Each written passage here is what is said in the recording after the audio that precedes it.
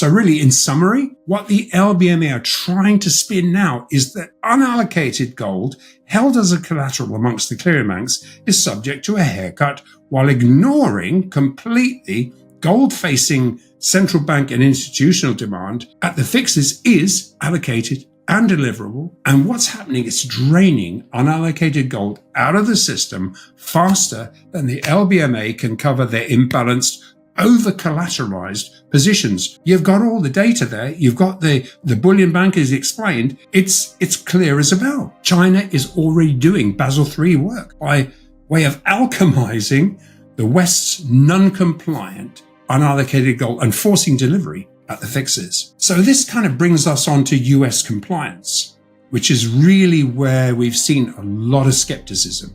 The US Treasury has an upcoming gold audit to ensure that the 8,133 tons of vaulted gold that populates the GRA account, the gold revaluation account, is Basel III compliant. It has to be. So summing up Harry's question, just as there was skepticism around the bullish for gold price appreciation ahead of Basel III in January 2023, there is similar skepticism that US Basel III compliance will influence gold at this time. But just like last time, the skepticism is entirely US-centric, failing to look at what has spilled over into the technically NSFR compliant FX and short the FX, the technically NSFR compliant FX short OCC positions. They have to be covered. And the upcoming US Treasury gold revaluation from $42 to an average of what the current bullion banks estimate is going to raise well over $1 trillion, but has to be completed ahead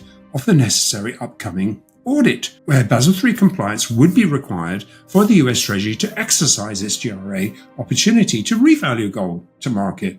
And it's far better to buy back lease swap gold right now in the 3,000s than at 4,000 or 5,000. So what really counts is at the global facing fixes. I have to illustrate, I have to really underscore at the global facing fixes, the Basel III compliant fixes are in full first tier NSFR compliant and are forced to be deliverable. Any discrepancy between the COMEX generated paper market price and the physical price is immediately being alchemized. Hence, the ever-tightening Asia buys, West sells, noose tightens on the mispriced Western markets. So to answer Harry's final part of the question, there's nothing to front run. The LBMA's already done their utmost to pull bids and sell the news. One only has to look at the lack of Western market participation to evidence that. You can see it in this link. Now, our well-connected liquidity providers affirm that the current US-centric haircut that separates US-priced ETF gold from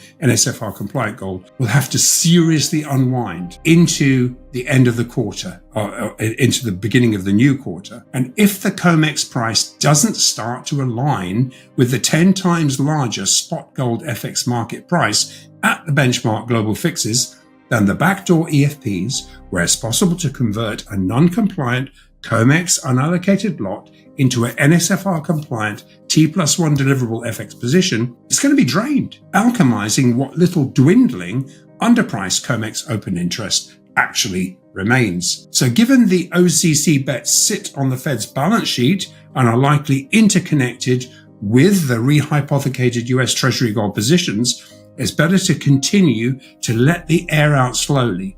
And this is what we're evidencing now. Like it or lump it, as far as gold is concerned, Basel III will be forced upon the West by China and by, as we showed earlier, the series of Western-facing physical exchanges where you have to own a bar, has to be fully collateralized for it to even trade as a spot FX position, and it can be immediately delivered. It's impossible to fully grasp what's unfolding without first acknowledging what the LBMA, the London Bullion Market Association, is now trying to frame as collateral risk.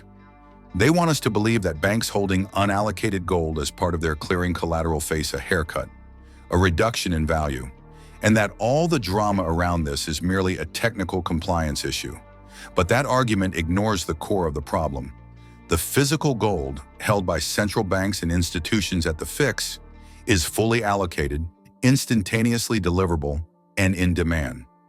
Meanwhile, the unallocated gold that underpins banks' positions is being drained faster than LBMA can recapitalize or cover shortfalls.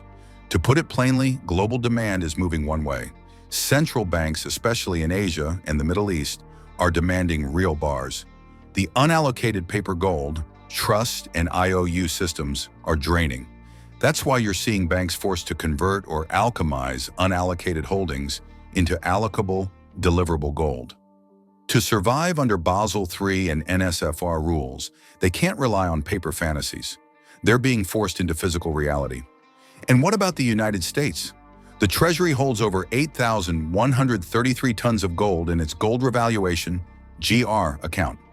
Right now, it's still valued at the old book rate, just $42 per ounce. There's a dramatic audit coming up, forcing a revaluation to current market prices. And yes, this is Basel III mandatory compliance. Once revalued at spot, the Treasury account gets a multi-trillion-dollar boost to its balance sheet, releasing a gigantic pool of collateral. The common skepticism is entirely US-centric. Critics say this hasn't moved markets, so it must be irrelevant. But they're ignoring the forces already at play in FX and global spot gold markets. Consider the FX basis trades. Unallocated FX shorts must meet net stable funding ratio demands.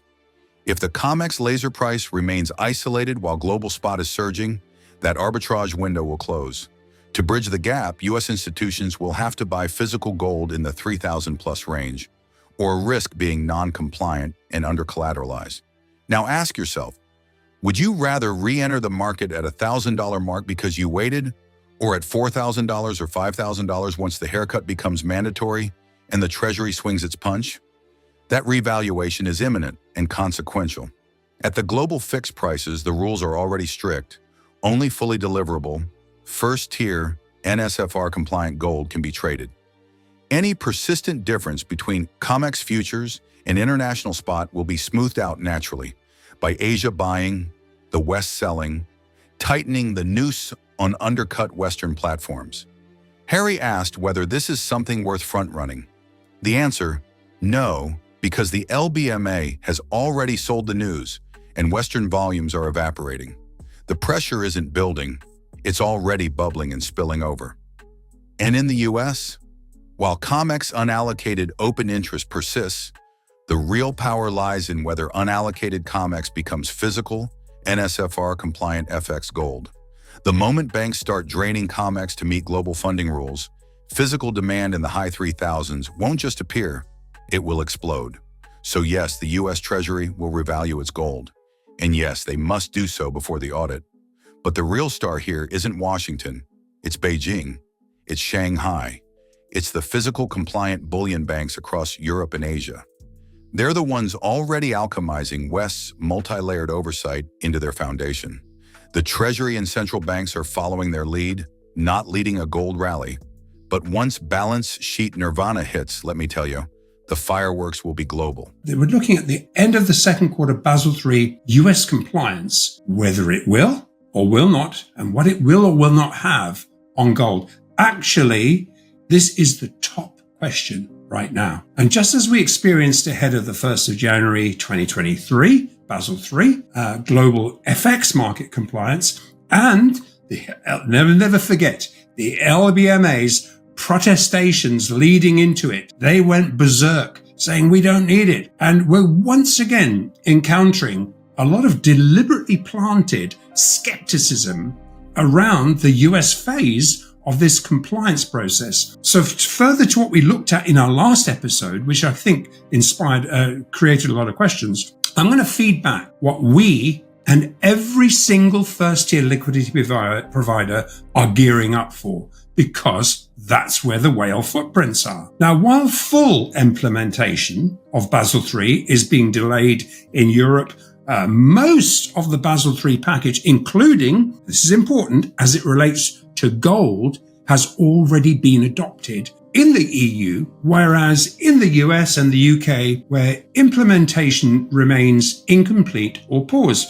We'll deal with all those questions. However, there are three main drivers. Let's just start with the three main drivers that will force global Basel III US compliance. And yes, spoiler alert, China is capitalizing on all this foot dragging that's going on. So first and foremost, allocated gold held in all global vaults is already fully Basel III compliant and meets the standard of both a high quality liquid asset and a first year asset. Now we'll deal with non-compliant unallocated gold shortly, but secondly, looking at the three real major reasons here, the US Treasury has an upcoming gold audit schedule to ensure that the 8,133 tons of vaulted gold, which is supposed to underpin the Treasury's gold revaluation account, the GRA account, has to be Basel III compliant.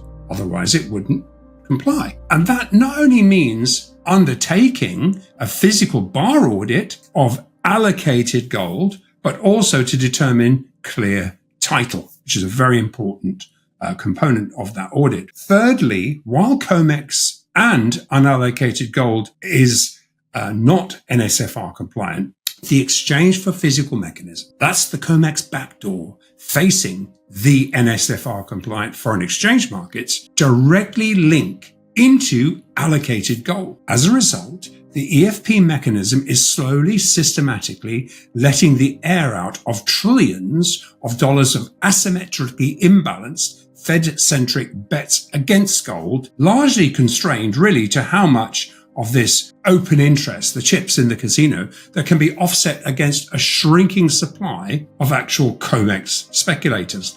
Let me break the next piece down for you. And don't tune out now, because this is where it gets catalytic. The connection between Basel III, NSFR, and physical gold demand is tightening fast, and it requires a strategic mindset to parse the signals. First, let's get clear. The LBMA is trying to shift attention toward collateral haircuts on unallocated holdings by clearing banks. Sounds technical, but here's the reality. Once Basel III kicks in from January 2025, unallocated gold, and frankly any precious metal positions, will not meet high-quality liquid asset HQLA standards. That forces banks into over-collateralization. Many will have to transact to avoid regulatory violations, meaning they either deliver physical metal or restructure exposure entirely. That means real bullion, bars, or allocated account positions, not paper ledger entries. Meanwhile, in China and Asia, the market is already redeploying Western unallocated metal. They are effectively enforcing compliance ahead of the deadline. They demand deliverable, verifiable gold, no paperwork allowed. It's a unilateral reformation of the global bullion framework, alchemizing Western compliant gaps into Eastern purchase legitimacy. Now we zoom out to US compliance. The Treasury's gold audit dragging 8,133 tons of gold out of Q1 1934 into fair market valuation is not a domestic PR effort.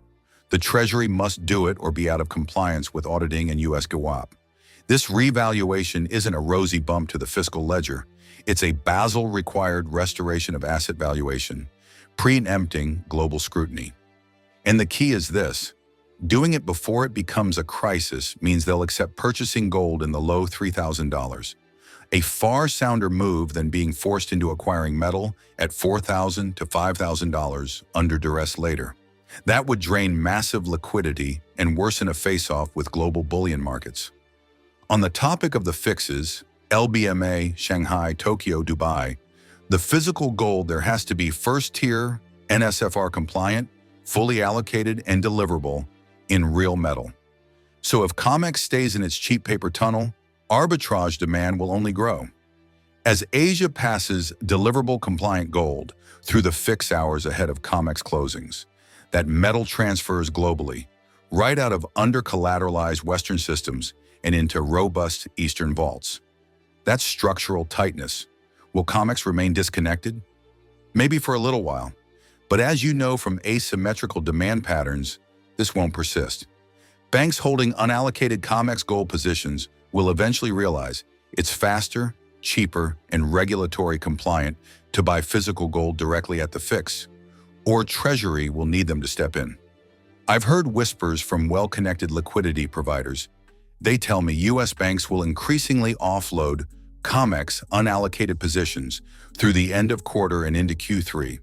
That triggers more demand in Eastern spot markets, brings FX-linked gold spreads into line, and lays the groundwork for bigger physical flow. Beyond the audit and compliance, there are practical considerations. For example, the Fed's balance sheet already holds piles of rehypothecated Treasury-backed gold derivatives. Once those contracts begin needing to collateralize with gold bars, not paper claims, that alone could force physical shifts of hundreds of tons of metal into allocated accounts. And how might that play out in real time?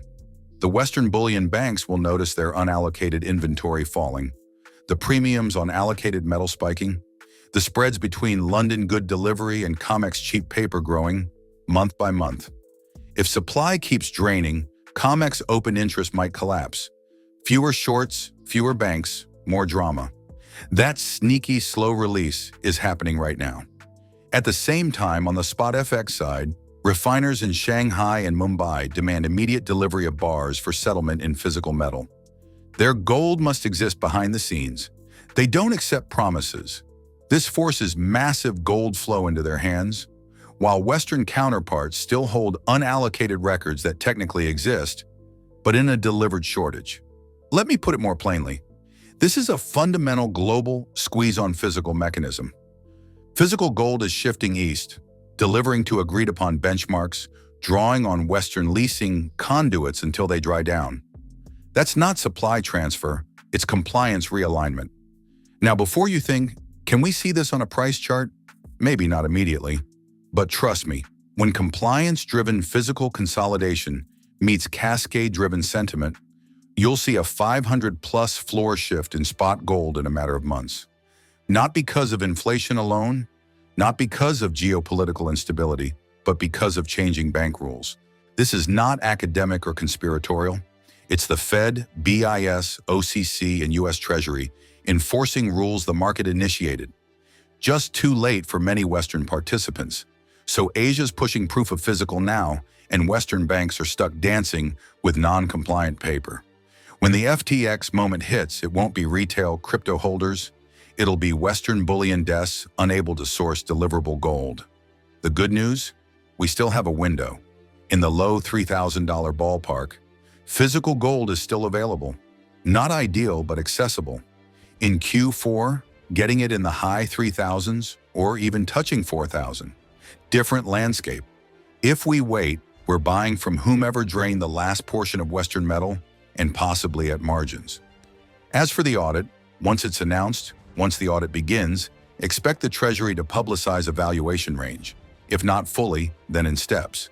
And once those footnotes hit the balance sheet, it will force banks to provide evidence of physical allocations or prepare to write more lending capital against depreciating unallocated claims. So yes, the audit matters, but only as a signal. The real flow of demand is happening within the interbank clearings and rollover days. The real shift was already underway before the audit.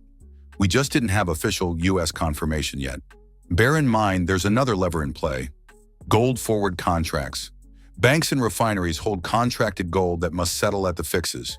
The day these rely on Basel-compliant physical metal, the internal delivery mechanism unravels. You'll see premiums surge and allocatable metal vanish from paper exchanges. And here's another wrinkle: geopolitics. If Russia, India, Saudi Arabia continue to align with China through payment systems like BRICS cross-border platforms, they're going to demand gold and recognize it as settlement currency. For them, compliance isn't just fiscal formality, it's sovereignty. And they'll keep pressing the point until they have Western metal that's physically held in Eastern vaults. Meanwhile, in the West, some pundits will ask, is this a supply squeeze? No, it's a structural pivot. You're not seeing gold physically disappear. You're seeing it relocate to where it's legally expected and deliverable. That's why Western open interest can stay high even as the physical reallocation accelerates elsewhere. So let me summarize the key takeaways. Basel III plus NSFR compliance rules have begun draining unallocated metal from Western vaults, already stronger in Asia. U.S. Treasury audit will trigger a forced revaluation, delivering trillions in collateral, but also forcing banks to align with market price or else exit the trust system. The markets at the fix, London, Shanghai, Mumbai, are more physically compliant than COMEX. Any deviation in COMEX price will self-correct through delivery arbitrage. Western proof of physical is breaking paper COMEX dominance. Banks are offloading to avoid collateral repricing, pushing real metal eastward. We're in a transition window of low $3,000 per ounce availability. Maintenance through Q2 to Q3 is possible, but delays will drive us into the 4,000 to 5,000 range. Political leverage from BRICS and cross-border settlement will further tighten physical access. And it isn't a theory, it's rolling out in real time. So to all viewers, this isn't just a market story, it's a systemic transformation. If you thought the gold market was boring before, wait until this compliance cycle goes public. The stage is set for a physical gold rally, not in the distant future, but in the next few quarters. When that compliance dust settles, spot gold won't just survive, it'll thrive. And if you're physically allocated, not stored in vault statements, but bar, chain of custody verified, allocated to your name, you'll be in the driver's seat. Because here's the final truth. All the technicals, red flags, skepticism, it just delays the inevitable. In the final analysis, the laws of regulation plus demand plus physical reality always win. Sometimes markets change with grandstanding crises. This one is happening in stealth, but it's far more powerful. Let me reinforce. Go get your gold. Load up now. Allocate it appropriately. Do not wait for the media spotlight. This is your chance. Before Western compliance collapses, before efficient forensic pricing evaporates, before capital exhaustion means prices aren't just higher, they're inaccessible. Stay vigilant. Stay allocated. See you next quarter on the other side of the revaluation audit. Stay informed about the latest developments shaping the precious metals markets with regular updates from the Finance Daily team. Not only that, but as a subscriber, you'll also receive timely silver and gold price notifications and early access to groundbreaking news unavailable to the general public. Join our free gold and silver newsletter today, link in the description.